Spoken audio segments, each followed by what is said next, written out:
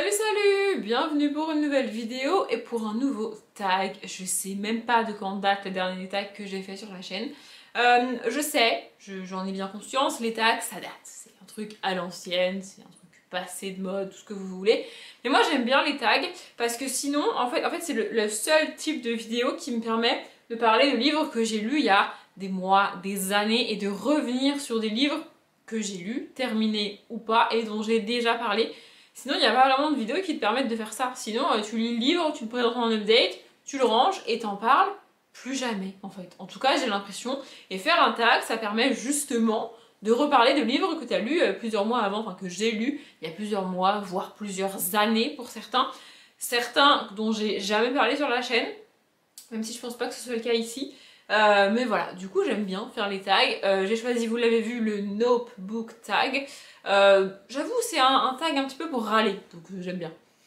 C'est un peu un tag à coup de gueule, c'est un tag dans lequel tu vas lister tout ce que tu n'aimes pas en littérature. Donc je trouve ça cool, j'avoue. Je l'ai trouvé sur la chaîne de About Estelle. Je vais tenter avec l'accent, même si elle est française. Je connaissais pas cette booktubeuse vraiment. Je pense d'ailleurs que je vais regarder quelques-unes de ses vidéos et peut-être même m'abonner à sa chaîne, mais je la connaissais pas et j'ai trouvé le tag sur sa chaîne. C'est la seule chaîne française que j'ai trouvé qui a fait ce tag et qui a mis les foutues questions en barre d'infos. Je n'aime pas les gens qui mettent pas les questions en barre d'infos. Ça me saoule. Vraiment, ça me saoule. Moi, je les mettrais dans la barre d'infos. Du coup, il y a une quinzaine de questions ou 16 questions. Je sais plus, dans sa vidéo, elle a pas répondu à toutes les questions, mais elle a listé toutes les questions dans la barre d'infos. Je n'ai pas tout compris, peut-être qu'elle a coupé au montage pour éviter que ça soit trop long. En tout cas, moi je vais essayer d'éviter que ça soit trop long, mais de répondre quand même à toutes les questions. Bref, c'est parti. Je l'ai pas précisé, mais comme pour tous les tags, je vais regarder très souvent par là-bas parce qu'il y a mon ordinateur avec les questions dessus, parce que non, je connais pas les questions par cœur. Donc la première question, c'est une fin nope, donc une fin de livre qui vous a fait dire nope, soit dans le déni, soit dans la rage, ou simplement parce que la fin était merdique. Et je vais citer un classique de la littérature jeunesse, parce que pourquoi pas, Pinocchio de Carlo Collodi. À chaque fois je veux dire Paolo, mais non c'est pas ça, c'est Carlo Collodi. La morale de cette histoire, mais vraiment moi je peux pas. En fait la morale de cette histoire, qui est un livre à destination des enfants, je le rappelle, c'est les enfants, faites ce que les adultes vous disent, ils ont toujours raison, écoutez-les, ne réfléchissez pas par vous-même.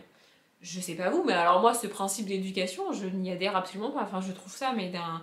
Je sais pas en fait. Alors non seulement il y a des adultes qui se trompent, parce qu'ils sont humains, en plus il y a des adultes nocifs pour les enfants, et en plus c'est pas comme ça que l'enfant il va grandir et se développer correctement. Enfin je veux dire, si tu lui apprends à ne jamais prendre de décision par lui-même et à ne pas se faire confiance, c'est nul comme principe d'éducation. Enfin bref, cette fin et cette morale, ça m'a complètement... Et en fait tout le livre est comme ça, hein. Je parle de la fin parce que c'est vraiment à la fin que t'as la morale de l'histoire, comme dans tous les contes pour enfants. Mais dans tout le livre, c'est comme ça en fait. Enfin, vraiment, j'ai pas compris. J'ai pas compris, donc... Enfin, j'ai pas compris. J'ai pas du tout aimé, quoi. Voilà. La deuxième question, c'est un personnage nope, donc un personnage principal que vous n'aimez pas et qui vous rend fou. Et là, je vais taper sur un personnage principal que beaucoup de monde aime et sur une saga que beaucoup de monde aime. Mais je me permets de le faire parce que j'ai lu entièrement le tome 1 et j'ai abandonné le tome 2. Donc j'ai quand même un minimum de recul sur le personnage. Je parle de Fer dans Un palais d'épines et de roses, et donc un palais de quoi? Un palais de colère et de brume qui est derrière vous sur mon canapé.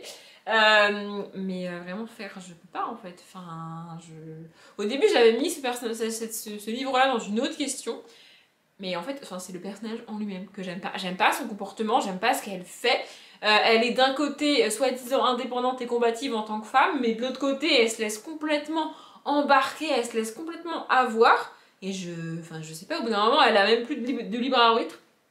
T'as l'impression qu'elle fait ce qu'on lui dit, ça devient un pantin au début du tome 2. Et vraiment, son comportement au début du tome 2, c'est juste pas possible en fait. Enfin, moi, je peux pas. J'ai tenu le tome 1. Parce que on m'a dit tu verras c'est génial, c'est cool et tout. Et le début du tome 2 j'ai dit non mais les gars en fait l'histoire a beau être géniale, l'univers a beau être génial, le personnage c'est pas possible en fait. Enfin, à un moment donné c'est pas possible. On te vend un personnage féminin indépendant, hyper fort, hyper cool, hyper blablabla. Mais en vrai de vrai, elle est juste baladée dans tous les sens, elle est juste... t'as juste l'illusion qu'elle prend des décisions, alors qu'en fait, pas du tout. Enfin, vraiment, c'est pas possible. Et puis alors, au début du tome 2, elle est soumise à un point, enfin, c'est juste pas possible. Enfin, bref, moi je comprends pas ce personnage. Je suis à un stade où je ne comprends même pas qu'on puisse apprécier ce personnage. Je vous jure, vraiment, c'est un truc que je comprends pas. Moi, c'est juste pas possible. La troisième question, c'est une série, enfin une saga Nope. Donc une série qui s'est avérée être un énorme tas de Nope après avoir investi tout ce temps et toute cette énergie dessus, ou une série que vous avez abandonnée parce que cela n'en valait plus la peine. Eh bien, la saga que je vais présenter correspond à ces deux parties de questions. Peut-être que vous avez deviné, mais vraiment, je regrette tellement, mais tellement d'avoir investi autant de temps et autant d'énergie à lire cette saga pour finalement l'abandonner à la moitié du dernier tome parce que vraiment c'était plus possible en fait. Je parle de L'Épouvanteur de Joseph Delaney. Il y a 13 tomes dans cette saga, j'ai lu 12 tomes et demi, mais vraiment je comprends. En fait, j'arrive pas à m'expliquer pourquoi j'ai été aussi loin alors que dès le 4e ou le 5e tome, j'avais déjà identifié ce qui me dérangeait et ça me gonflait déjà. Et pourtant, j'ai continué encore et dans chaque tome, il y avait le même problème, la même construction, la même narration, les mêmes questions qui n'en sont pas, les mêmes faux suspens qui n'en sont pas, les mêmes répétitions encore et je sais pas pourquoi, il a fallu que j'atteigne la moitié du dernier tome pour me dire non mais en fait pourquoi je continue, ça n'a pas de sens. Je sais pas, vraiment je ne sais pas, je ne m'explique pas pourquoi j'ai été aussi loin et pourquoi en fait, vraiment je comprends pas, je comprends pas. Pour moi, c'est pas une mauvaise saga, c'est une mauvaise narration. Je suis désolée pour l'auteur et je suis désolée pour les fans, mais l'histoire est bonne, les personnages sont cool, mais la narration et la manière dont c'est écrit, c'est juste pas possible en fait. Enfin, je veux dire, à un moment donné, ces répétitions en boucle, ces faux suspens dans le tome 4 à base de est-ce que Tom va mourir alors que c'est le personnage principal, enfin, c'est pas possible en fait. Enfin, je veux dire, à un moment donné, il faut arrêter de prendre les lecteurs et les lectrices pour des cons quoi. Tu peux pas tuer ton personnage principal dans le tome 4 alors que il y a 13 tomes, enfin, je sais pas, enfin bref, ça m'énerve rien d'en reparler. J'ai encore le livre parce que du coup j'ai acheté les 13 tomes donc il faut que je m'en sépare petit à petit mais c'est long, voilà, bref. Alors la quatrième question, je suis pas 100% sûre d'avoir compris la question, mais c'est de cette manière-là que About Estelle a répondu, donc je vais faire comme elle. La quatrième question, c'est une association populaire Nope. Alors ça vient peut-être de la traduction, hein, je suis pas très sûre, enfin bref. Et en gros c'est un type que vous n'aimez pas, et elle a parlé d'un couple qu'elle aimait pas, donc je vais faire pareil. J'ai pas précisé au début de la vidéo, mais du coup pour à peu près chaque livre que je présente, je vais un peu spoiler, parce que sinon je peux pas expliquer pourquoi j'aime pas. Là en l'occurrence, je vais essayer de pas spoiler. Bref. Je parle ici de La Légende des Quatre. Donc ici je vous montre le tome 1, le clan des loups, même si ce dont je parle est plus développé dans le tome 2 et dans le tome 3. Pareil ici je l'avais mis dans une autre question à la base je crois. Je sais plus. Mais en fait ici on a un triangle amoureux. Le triangle amoureux, enfin le principe du triangle amoureux me dérange pas en soi. Ça pourrait mais c'est pas le cas, vraiment ça me dérange pas un triangle amoureux. Et ça me dérange pas parce que dans 99% des cas, le personnage qui doit choisir entre deux autres personnages finit avec le personnage que moi j'aime. C'est le cas par exemple pour le triangle amoureux d'Hunger Games, très populaire, très connu, il y a beaucoup de monde qui adore Gale, et ben moi j'ai jamais aimé Gale, enfin voilà. Et vraiment pour quasiment tous les triangles amoureux que j'ai rencontrés en littérature, le personnage qui choisit la personne que moi je voulais qu'elle choisisse. Pour citer une série parce que j'ai pas fini les livres donc je sais pas si ça finit comme ça dans le livre, mais dans Vampire Diaries la série c'est aussi le cas. Bref voilà, mais ici c'est pas le cas. Et vraiment je comprends les gens qui n'aiment pas les triangles amoureux. Si à chaque fois le personnage ne choisit pas la personne qu'on veut, effectivement un triangle amoureux c'est relou. Et là c'est le cas, on a un triangle amoureux dans cette saga là, et pour la première fois elle a pas choisi le gars que moi je voulais. J'ai pas compris. Vraiment, j'avais pas compris. Donc je suis dégoûtée. Parce que c'est un couple qui pour moi n'a pas lieu d'être. C'est un couple qui pour moi ne devrait pas exister. Mais il existe. Madame Cassandra O'Donnell a choisi. Et vraiment, je suis j'étais en PLS quand j'ai lu ça, j'étais en mode mais what the fuck, donc c'est pas dans le tome 1, mais j'étais oh, mon dieu, vraiment je suis dégoûtée, dégoûtée, et bon c'est la vie, il va falloir faire avec, de toute façon j'ai fini la saga depuis et je ne suis toujours pas réellement remise de ce couple, hein. Voilà, sachez-le, si vous avez lu la saga, vous savez de quel triangle amoureux je parle, et donc si vous l'avez fini, vous savez de quel couple je parle, mais enfin bref, je n'arrive pas à m'en mettre, vraiment. La cinquième question, c'est un plot twist nope, et donc là c'est un rebondissement de l'un truc que vous n'avez pas vu venir ou que vous n'avez pas aimé. C'est un peu les deux, parce que franchement, donc ça se passe à la toute fin du livre, je vais pas vous dire ce que c'est, mais franchement, ça m'a brisé le cœur. Je m'attendais tellement pas à ce qu'elle ose faire ça. J'étais persuadée que ça serait pas le cas, et franchement, ça m'a détruite, mais vraiment. Je parle de Crossing the Line de Simone Elkeles. Mon accent anglais est mis à l'épreuve dans cette vidéo, je suis désolée pour vos oreilles. Bref, donc ici c'est une romance en fait. Donc voilà, on suit un couple, ils vont se rencontrer, ils tombent amoureux, il y a des petites histoires avec des gangs, des machins, des trucs, le Mexique, tout ça, enfin bref. Et la fin, alors je vais pas spoiler, mais franchement, de ma mémoire en fait, enfin de ce dont je me rappelle avoir lu, c'est la première fois que je n'anticipe pas un tel événement et qu'à aucun moment de ma lecture, je me dis que ça peut arriver alors qu'il y a des indices tout le long du livre qui te permettraient enfin, qui m'auraient permis de me préparer à ça en fait. Mais vraiment, j'étais pas prête. Vraiment, j'étais persuadée que ça n'arriverait pas. J'étais persuadée que ça ne se passerait pas comme ça. Et franchement, elle a osé quoi. Vraiment, elle a osé faire ça.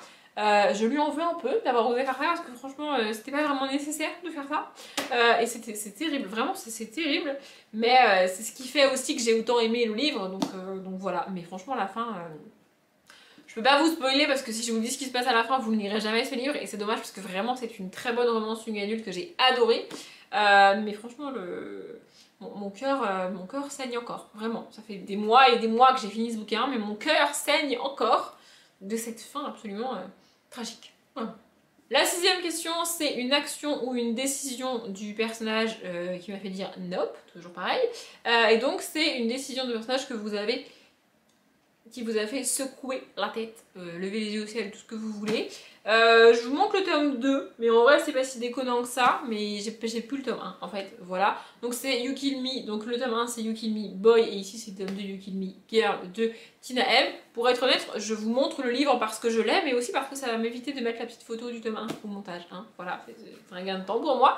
Bref, donc on est dans une romance, et à la fin du tome 1, il y a une révélation, et le personnage féminin pète un câble, mais genre vraiment, il prend une décision, alors à chaud, en mode elle est énervée, elle est blessée, machin, et tout ce que vous voulez, mais elle va rester enfermée dans cette décision pendant le tome 2, et en fait, c'est aussi pour ça que c'est pas déconnant que je vous montre ce tome 2, parce que la décision est prise vraiment à la toute fin du tome 1, mais t'as vraiment les conséquences de cette décision dans le tome 2, et en fait, j'ai abandonné ce tome 2 et j'ai abandonné la saga parce que du coup, tout le tome 2 est basé sur cette décision et tout ce qui se passe découle de cette décision que je ne comprends pas. En fait, c'est même pas une décision, c'est une réaction. Elle découvre quelque chose et elle a une réaction, à mon sens, mais totalement disproportionnée. Genre, vraiment, enfin, c'est what the fuck. Genre, mais, genre, vraiment. J'ai une comparaison qui me vient, c'est n'importe quoi, mais bref, je vous la donne. C'est un peu comme si tu te casses un ongle dans ta vie et tu décides que plus jamais tu mets de vernis à ongles. C'est totalement disproportionné. Et ça n'a pas vraiment de lien. Enfin, je veux dire, il va repousser ton ongle, tu pourras en remettre après, c'est pas dramatique, tu vois. Mais c'est pareil. Vraiment, elle prend une décision, et j'ai même encore aujourd'hui, j'ai pas compris. Vraiment, je n'ai pas compris. Donc, voilà. La question 7, c'est un genre nope, donc un genre de livre que vous ne lirez jamais. Alors, jamais, c'est peut-être un peu fort, mais c'est juste que j'ai déjà essayé d'en lire, et ça passe pas. Vraiment, ça passe jamais. Ce sont les essais. Je n'y arrive pas, vraiment, je trouve toujours... En fait, je m'attends toujours à un développement, une question et des réponses, des pistes qui sont apportées, et je me retrouve avec une synthèse d'autres travaux faits sur le sujet. C'est parce que, enfin, pour moi, c'est pas la définition d'un essai. Alors, soit j'ai pas lu les bons essais, c'est fort possible, soit c'est comme ça que ça se passe un essai, mais dans ce cas-là, ça m'intéresse pas. Du coup, voilà. pas de grand chose de plus à dire. La question 8, c'est, alors cette question j'ai pas vraiment compris, mais bon je vous la donne quand même. C'est un format de livre Nope, donc un format que j'aime pas, voire que je déteste. Et si jamais il y a un livre qui sort dans ce format-là, je vais attendre qu'il soit disponible dans une autre édition pour l'acheter et pour le lire. Et ben j'ai eu beau chercher, j'ai pas trouvé. J'ai pas compris cette question. Enfin vraiment, j'ai pas compris cette question. Donc il y en a pas. En gros, il y en a pas. La question 9, c'est une intrigue Nope, et donc c'est un trope, c'est drôle, j'ai appris ce mot dans le dernier tag, bref, qui me fait dire je peux pas, c'est pas possible, genre what the fuck. Et c'est en gros c'est un schéma narratif très présent dans les livres surnaturels, dans tout ce qui est fantastique, enfin fantastique plus que fantasy d'ailleurs, c'est quand le personnage principal découvre quelque chose mais il comprend pas tout, il a plein de questions et on est perdu en fait. Et nous on est avec lui, on en sait autant que lui, c'est-à-dire strictement rien. Et qu'il pose des questions ou pas, parce qu'il y a aussi les personnages principaux qui posent pas de questions en mode on s'en fout, personne ne lui explique rien. Et tu vas lire 40, 50, 60, 70 pages, parfois 100 pages, sans qu'on ne t'explique rien. Moi ça me gonfle en fait, enfin je sais pas. Le gars il découvre quelque chose. Le dernier que j'ai lu, c'est, je sais plus, je me rappelle pas du titre, mais je me rappelle de l'intrigue, avec sa mère et sa babysitter là. Sa mère bute sa babysitter devant lui, et personne ne lui explique rien. Si je retrouve le titre du livre, je vous l'écrirai par là. Mais moi je comprends pas en fait, enfin, je peux pas, c'est pas possible, vraiment, je peux pas. Un début de livre pareil, je sais, il y a beaucoup de gens à qui ça donne envie, mais moi ça me donne pas du tout envie d'y aller, donc je n'y vais pas. Voilà, bref, la question 10, c'est une recommandation Nope, donc un livre qu'on recommande beaucoup à moi ou de manière générale, très médiatisé et tout, mais que je ne veux pas lire. Et là, franchement, j'ai galéré à trouver un livre en particulier. Il y en a forcément, mais j'arrive pas à me rappeler, parce que si je veux pas les lire, bah, c'est que je les ai zappés en fait, donc du coup, ils sont pas en tête. Et il y a une catégorie de livres qui revient chaque année, et qui est recommandé chaque année et que je ne lis absolument jamais, c'est le prix Goncourt. Je ne lis jamais et je pense que je ne lirai jamais le prix Goncourt. Je trouve en fait, je trouve ça trop select, en mode c'est de la littérature blanche toujours, c'est du contemporain toujours, c'est hyper bien écrit, c'est magnifique. Oh! Vraiment ça me gonfle, cette sélection là, et ce côté, en fait ce côté imbu en fait, genre si t'as pas lu le concours, t'es pas un lecteur, pas une lectrice, t'es nul. Je trouve ça mais vraiment horrible, ça me fatigue, vraiment ça me fatigue, donc par principe, je ne lirai jamais le concours parce qu'il a eu le concours, justement, moi c'est un truc qui me gonfle, hein, voilà.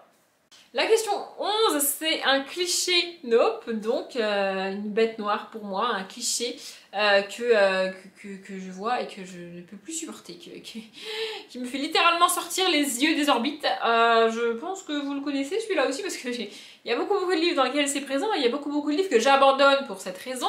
C'est la fameuse situation où au début du livre, on est principalement dans de la cyclite ou dans de la romance, voire dans du contemporain. Et la situation de départ du livre, c'est un personnage féminin qui a entre 25 et 30 ans, qui a soit pas de travail, soit un travail qui lui plaît pas vraiment, qui est célibataire, qui a pas d'enfant, et qui a donc raté sa vie. Moi, vraiment, ça me désespère, ça m'épuise. Ce cliché de t'es célibataire, t'as pas d'enfant, à 30 ans, t'as raté ta vie. J'ai envie de brûler le livre, mais vraiment j'ai envie d'aller voir l'auteur ou l'autrice et de lui coller une baffe, mais vous imaginez pas à quel point ce cliché, en fait ça m'énerve tellement parce que selon moi ça ne devrait même pas être un cliché, ça ne devrait même pas pouvoir être un cliché, vraiment ça me rend hystérique, je vous jure ça me répile. Bon voilà, c'est comme ça, et c'est comme ça. Question suivante, question suivante. La question 12, c'est un intérêt amoureux Nope, donc l'intérêt amoureux d'un personnage qui en gros tombe amoureux d'un autre personnage dans un livre qui pour moi n'a pas d'intérêt, qui pour moi n'a pas de sens. Je crois que je l'avais mis pour le couple qui ne devait pas exister, puis finalement je l'ai mis ici. C'est donc Sherlock Lupin et moi, ici le tome 1, le mystère de la dame en noir. J'ai lu quelque chose comme 8 ou 9 tomes de cette saga. Ce que je vais dire ici n'est pas présent dans le tome 1, ça arrive petit à petit dans la saga. Et en fait, donc c'est de Irene Adler, même si c'est un pseudonyme pour deux auteurs masculins. Et en fait, j'en veux aux auteurs d'avoir créé cette espèce d'intérêt amoureux qui n'a pas lieu d'être. Vraiment, pour moi, ça n'a rien à faire là, ça me fatigue. Donc on a Sherlock Holmes, Arsène Lupin et Irène Adler qui sont nos 3 personnages principaux, et on va avoir un intérêt amoureux au milieu de tout ça. Et pour moi, ça n'a rien à foutre là, mais vraiment, ça gâche ma lecture, ça me fatigue, j'en ai marre, vraiment, ça me saoule. Pour moi, vraiment, en fait, ça gâche la relation qu'ils ont tous les 3, et ça gâche tout, en fait. Enfin, vraiment, je comprends pas pourquoi ils ont foutu cet intérêt amoureux au milieu de tout ça. Ça me gonfle. Voilà. La question suivante, je la trouve particulièrement violente, vraiment. C'est un livre Nope, c'est-à-dire un livre qui n'aurait pas dû exister pour moi. Je trouve ça c'est extrêmement violent. Mais je vais citer pourtant l'un des classiques de la littérature. Je suis désolée. Ce n'est pas Émile Zola. Non mais je préfère vous rassurer parce que ça fait longtemps effectivement que je n'ai pas parlé du bonheur des dames. Mais j'aurais pu, mais c'est pas le bonheur des dames que j'ai choisi. C'est Tristan et Iseult de Béroul. Vraiment, je n'ai pas compris. En fait, ce qui me dérange avec ce livre, c'est qu'il est présenté comme l'une des plus grandes histoires d'amour de la littérature, alors que c'est tout sauf une histoire d'amour. À mon sens, ça n'est absolument pas une histoire d'amour. C'est du vent, c'est du vide, c'est du rien. Je suis désolée, mais c'est pas possible en fait. Ils ont littéralement... En fait, c'est pas deux personnes... C'est pas comme Roméo et Juliette, 2 personnes qui s'aiment mais qui ne peuvent pas s'aimer parce que blablabli, blablablou, blablabla. C'est 2 personnes à qui on a imposé cet amour par une espèce de potion fil d'amour chelou et qui ne peuvent pas s'empêcher de s'aimer l'un l'autre. Mais c'est pas vraiment de l'amour, c'est du faux en fait. Enfin, je comprends pas comment on peut dire que ça, c'est l'une des plus grandes histoires d'amour de la littérature alors qu'il y a 0 véritable amour dedans. Je comprends pas, vraiment, je comprends pas. Voilà. La question 14, c'est un vilain ou un vilain Nope, donc un méchant, un antagoniste effrayant que je détesterais croiser et que je partirais en courant si jamais je le voyais. Pour ceux qui me suivent en vlog, je suis actuellement en train de relire les Harry Potter, donc évidemment, le premier personnage qui m'est venu, c'est Voldemort. Mais il y a pour moi, dans la littérature du young adulte notamment, un personnage qui est beaucoup plus flippant que Voldemort. Je suis désolée pour tous les fans d'Harry Potter. Et puis c'était l'occasion de reparler de cette saga que j'adore et de repréciser que le nom de la saga c'est l'héritage et pas Eragon. Oui, ça m'agace ça aussi, ça aurait pu être une question, vraiment ça me saoule. Bref, donc d'Urza dans Eragon, le tome et l'héritage. La saga.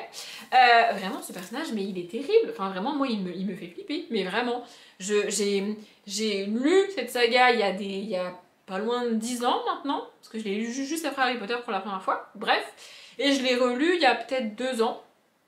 Enfin, je crois que j'ai relu le tome 1 et la moitié du tome 2, un truc comme ça, il y a peut-être 2 ans. Mais vraiment, Durza, il reste dans ma tête. Hein. Il me fait flipper. En plus... Dans le film, donc le film est nul, mais l'acteur et le personnage, le physique qu'ils ont donné au personnage, il est terrifiant, bien plus que le physique de Voldemort pour moi en tout cas. Et vraiment, ce personnage est terrifiant, vraiment il est terrifiant. En gros, c'est un ombre mage, donc un ombre, c'est son titre. C'est un petit peu comme un mage, un espèce de fou qui a des pouvoirs de malade et qui est complètement ravagé dans sa tête. Mais genre vraiment, et je crois que je l'avais déjà expliqué. Moi, ce qui me fait le plus peur, c'est des personnes qui ne se rendent même pas compte de ce qu'elles font. Vous voyez? Genre, elles sont tellement atteintes dans leur cerveau qu'elles se rendent même pas compte que buter des gens, c'est mal, en fait. Vous voyez? Elles n'ont pas de conscience, elles n'ont rien du tout. Pour moi, c'est ça les pires personnages. Et c'est le cas de Durza. Genre, il a un objectif et il va y aller. Et il va faire tout et n'importe quoi d'absolument terrible pour atteindre cet objectif. Et vraiment, il est... Oui, moi il me terrorise ce personnage, vraiment il me terrorise. Mais à part ça, je vous encourage à lire Eragon, le tome 1 et l'héritage de la saga. La 15e question, c'est une mort Nope. Donc une mort de personnage qui me hante encore. J'ai eu beaucoup de mal pour cette question, parce qu'il y a beaucoup de morts qui me hantent encore aujourd'hui. Encore une fois, je suis en train de relire Harry Potter et tout le monde sait qui meurt dans Harry Potter, enfin bon bref. Mais finalement, il y a quand même une mort que j'ai mis des plombes à lire parce que j'avais vu le film avant et une mort qui m'a détruite. Genre vraiment, je parle de Un jour de David Nichols. Si vous avez lu le livre ou vu le film, vous connaissez la fin du film et vous savez de quoi je parle. Mais en fait, c'est un événement tellement inattendu qui arrive tellement rapidement qui te montre que littéralement ta vie ne tient qu'à un fil et qu'en une fraction de seconde tout peut être fini alors que tout allait bien, putain.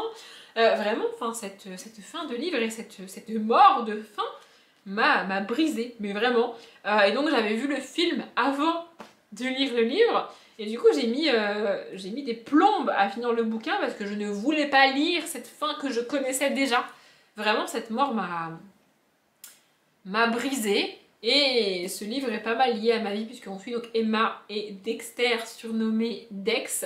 Et j'ai moi-même surnommé un personnage, j'allais dire, une personne de ma vie, une personne que je connais réellement, Dex, pendant des années, parce que c'était plus simple de mettre de la distance avec un surnom comme ça, enfin bref, ce livre est vraiment très lié à ma vie. Bon, j'espère qu'il finira pas comme, enfin, ma vie finira pas comme le livre, parce que c'est terrible, mais vraiment, cette mort m'a... En fait, elle est tellement soudaine, et elle est tellement imprévue, enfin, en fait, quand j'ai vu la scène dans le film, je me suis dit, attends, je suis revenue en arrière en mode j'ai bien vu ce qui s'est passé là, c'est pas possible, qu'est-ce que c'est que ce bordel? Et du coup dans le livre c'est pareil quoi, enfin vraiment ça arrive mais comme ça, genre t'as rien compris à ce qui te passe, c'est pareil, c'est un plot twist que tu ne peux pour le coup absolument pas venir voir, pas si c'est français ce que je dis, voir venir, peut-être, mais vraiment enfin cette mort m'a détruite, voilà. Et donc la dernière question c'est un auteur, nope, il me semble qu'il y avait aussi une question similaire dans le dernier tag que j'ai fait. Donc c'est un auteur pour lequel vous avez eu une mauvaise expérience de lecture et que vous avez décidé d'arrêter, enfin de ne plus lire en gros. Il me semble que dans l'autre tag j'avais cité Virginie Grimaldi, mais Virginie Grimaldi je n'ai pas lu de livre d'elle, alors que là dans la question il faut avoir lu déjà un livre de l'auteur et avoir décidé de ne plus le lire. J'ai hésité parce qu'il y en a quand même quelques-uns, mais j'ai finalement choisi John Green. J'aurais pu vous sortir Nos au contraire, mais je l'ai pas fait. Nos au contraire, j'ai adoré le livre, et du coup ensuite je me suis naturellement tournée vers d'autres livres de l'auteur, et ça a été un échec à chaque fois. J'ai essayé Qui es-tu Alaska, je crois, La face cachée de Margot, Will and Will, et ça passe pas. Vraiment, ça ne passe pas. À part Nos au contraire, il n'y en a aucun qui passe. Je les déteste tous. Je trouve le style lourd à lire, je trouve les personnages nuls. Enfin vraiment, il n'y a rien qui va dans les autres livres de John Green. Donc je vais arrêter, enfin j'ai décidé d'arrêter John Green, ça sert à rien de m'acharner. J'ai lu Nous au contraire, j'ai adoré Nous au contraire, mais je ne lirai plus jamais John Green parce que vraiment les autres ça ne passe pas, c'est pas possible, c'est pas possible, c'est pas possible. Donc voilà. Je pense que cette vidéo est assez longue, comme je l'ai dit, les questions seront en barre d'infos. Si vous voulez répondre aux questions en commentaire ou sur votre chaîne, sur votre blog, où vous voulez, n'hésitez pas. Si vous avez une meilleure traduction pour les questions, n'hésitez pas non plus. J'avoue que j'ai pas mal repris la traduction de About Estelle. D'ailleurs, je l'ai pas dit, mais je vais mettre sa vidéo dans la barre d'infos aussi, c'est la moindre des choses. Bref, je m'arrête là. Comme d'habitude, je vous souhaite une bonne journée, un bon après-midi, un bon appétit ou une bonne nuit. Et je vous dis à bientôt.